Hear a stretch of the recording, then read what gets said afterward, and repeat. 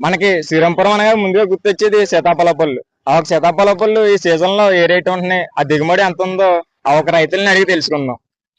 మాది శ్రీరాంపురం అండి. మేము సంవత్సర ఆదాయానికి పలతాయలు తీసుకుంటామండి రైతుల దగ్గర. కాకపోతే అకాల వర్షాలు రావటం వల్ల ఈ సంవత్సరంలో చాలా పంటలు నష్టపోయినాయండి.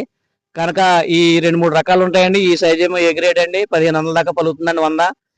ఇదేమో వచ్చి 800 700 పలుకుతుందండి.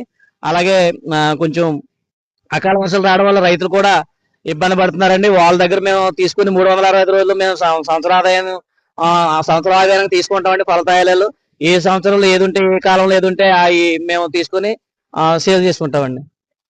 ఇప్పుడు ఈ సీజన్ లో రెండు మూడు రకాల సైజులు ఉన్నాయి కదా, ఆ ఒక ధరలు ఎలా అయితే ఉన్నాయండి? అవి ఇది ఇప్పుడు ఏ గ్రేడ్ అండి, పెద్ద సైజ్ అండి. ఇంకా పెద్ద సైజ్ వస్తాయండి. కాకపోతే కొంచెం వానలు అకాల వర్షాలు పడడం వల్ల సైజు కూడా తగ్గినాయండి. ఇది అయితే 1500 1600 పడుతుందండి. ఈ సైజ్ అయితే వచ్చి 700 800 పడుతుందండి 100. మనం ఇప్పటి వరకు ఒకే సీజన్ లో సీతాఫల పళ్ళు కానీ తినకపోతే ఈ శ్రీరంపురం వచ్చి సీతాఫల పళ్ళు అయితే డైరెక్ట్ గా మన రైతుల దగ్గర కొనుగోలు చేసుకోవచ్చు. మనకైతే మనకి గిట్టుబాటు ధరల్లో మనకి చాలా తక్కువ రేట్లు అయితే ఈ ఒక రైతులు అయితే మనకు అందిస్తున్నారు.